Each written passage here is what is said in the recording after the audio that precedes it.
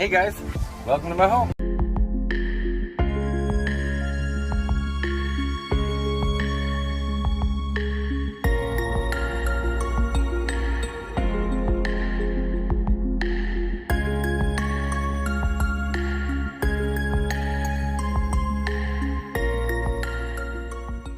So the first thing you'll see when you walk into my house, my bedroom. Laptop there so I can watch TV. This is currently my power source, which I use to charge the laptop, power my LED lights. You turn this on right here. Tells you how much power there is, which I'm running low. And currently to recharge that, I have to go down to the local restaurant and plug it in and hang out there. So that's inconvenient. If I had a generator, I'd be able to recharge it off the generator. Or if my solar worked, I could recharge it off that. And you can see this is where the propane was, where my batteries were.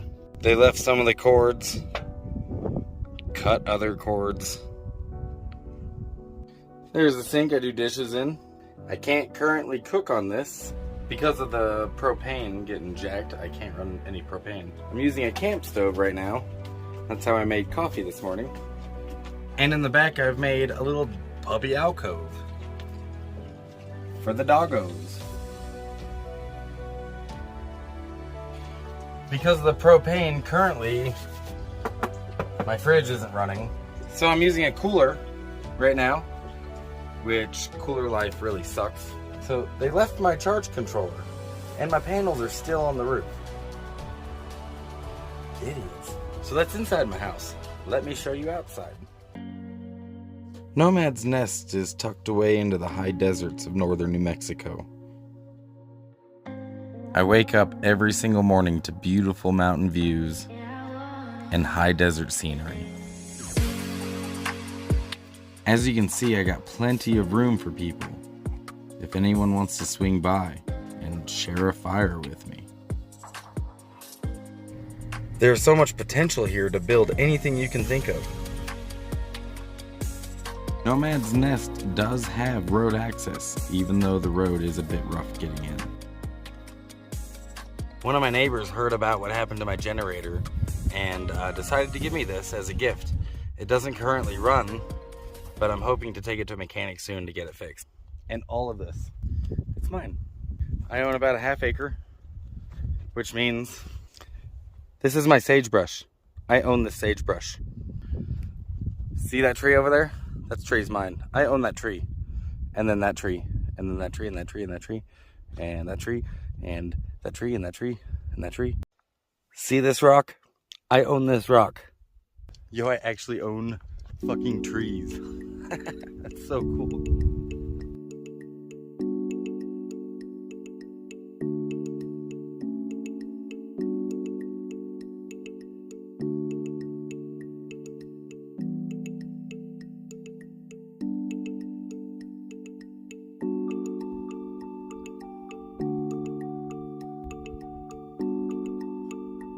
Even with all this beauty, you can see the fires looming overhead above the mountains. But that's enough about my little spit of land. Let me show you my neighborhood. I'm gonna go on a day drive, and I'm gonna film everything that I see. So let's go!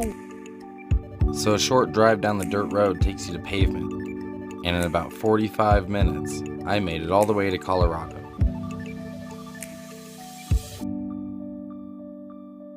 Here it is, folks. Here is Nomad's Nest's backyard. And after a quick stop at Harbor Freight where I went generator shopping. So I'm at Harbor Freight and I found the generator that I had, and when I got it, it was $400.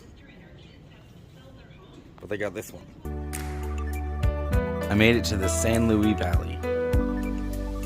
I tend to stop at the informational kiosks I find to learn about the area I'm in. But oh man, what a beautiful drive this was. And pro tip, whenever you see one of these brown signs, it's trying to tell you to go check out this beautiful spot. So I did. I drove up to the top of the mountain, check out the beautiful view. This is the San Luis Valley, nestled into the Sante de Cristo Mountains. And I don't know if the video captures it, but you can see the sand dunes down there. I didn't notice them until I got to the top of the mountain.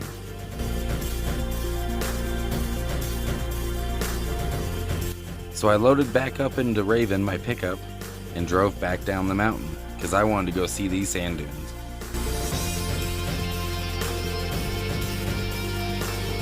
And as it turns out, this is actually the Great Dunes National Park. That's why it's super handy for anyone who's disabled to have one of these. Because it typically costs money to drive onto national parks, but since I'm a disabled veteran, I got on for free.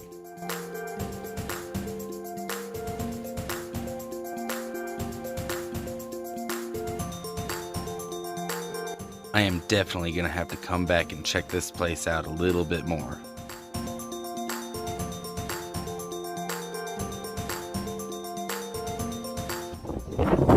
Well, I'm finding a lot of things that I should probably come back and check out in more detail, huh? These sand dunes are actually the tallest sand dunes in North America.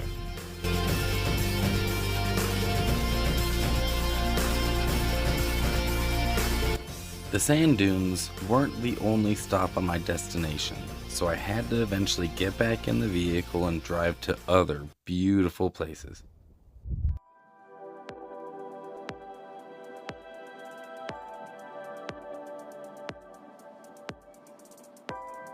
This is the Mountain Home Reservoir in Fort Garland, Colorado.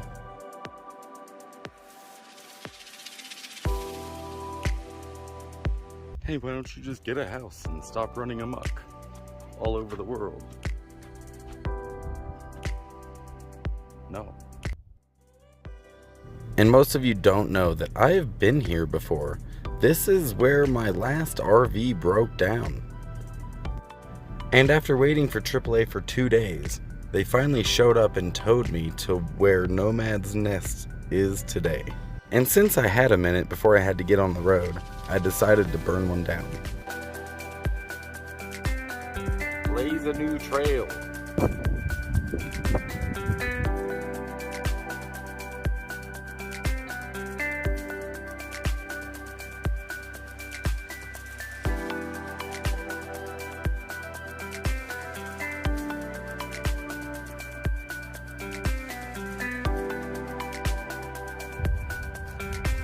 Now sufficiently medicated, I decided to take one last look around before I left.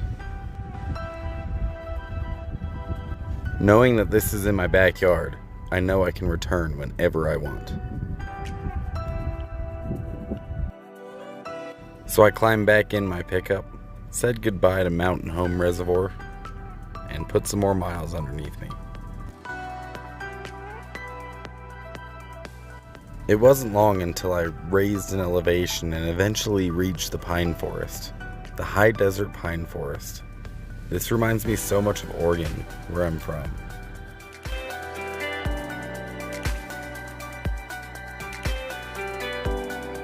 And anyone who knows me knows that I love taking back roads. You never know where it's going to take you, or what you might find. In this case, I ended up finding a fish hatchery. Welcome to the Rio Grande River. This is the opening of the Rio Grande Gorge.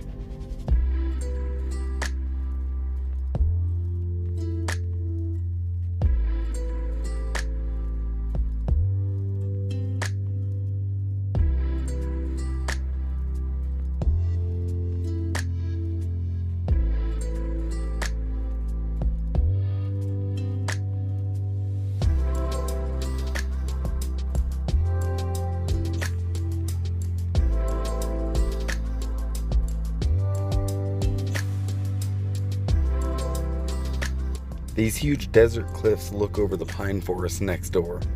Two very different climates that meet right here.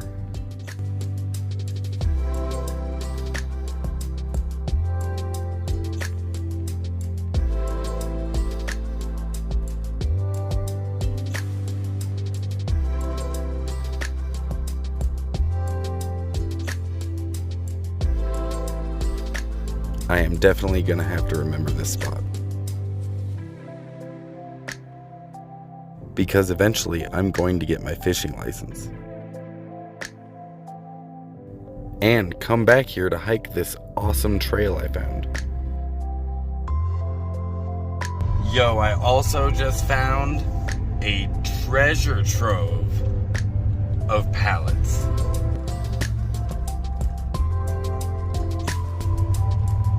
It's out at this fish hatchery that I need to inquire about them because I could build a lot of cool shit with pallets. But of course it was time to leave, and there was one more place I wanted to check out before I headed home.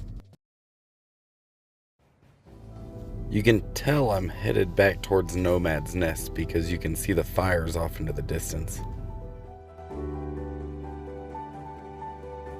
About 20 minutes later, the sun is starting to set as I descend on my last stop.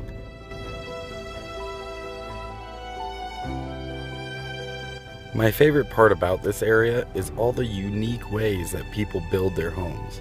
Adobe, even a train car.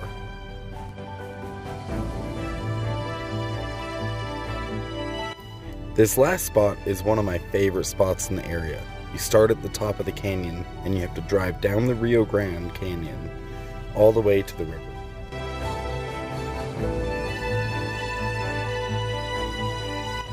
Until eventually you reach the John Dunn Bridge.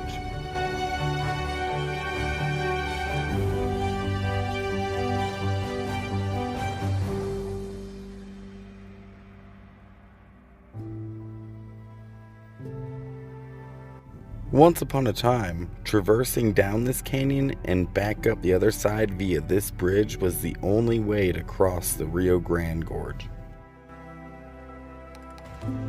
I really need to get my fishing license.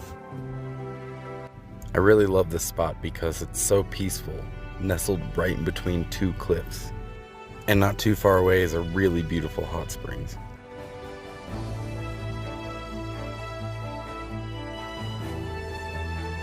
So there is a hot springs right up this river right here, but I can't obviously film there because people don't appreciate you filming them while they're bathing.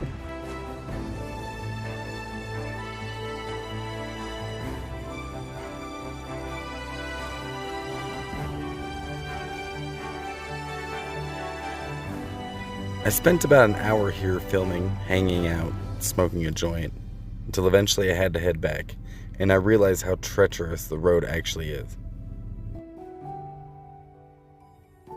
That is a long ways down.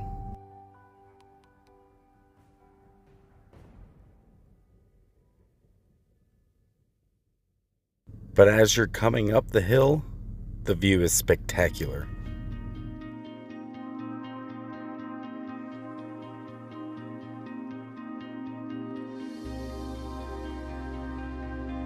Since I had been driving all day, I had to swing into town and get some more fuel. And as I was pulling into Taos, I noticed there was a lot more smoke than there was earlier this morning.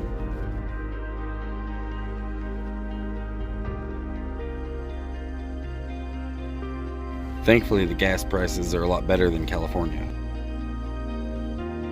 And just like any desert, when there's clouds, the sunsets are phenomenal.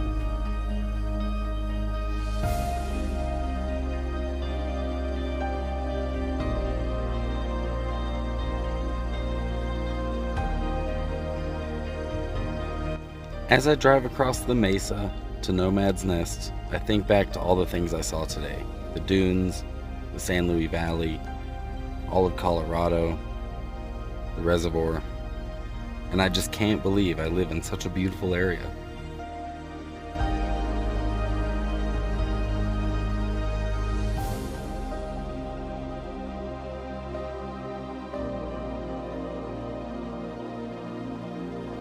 God, it looks like it's raining through fire, doesn't it?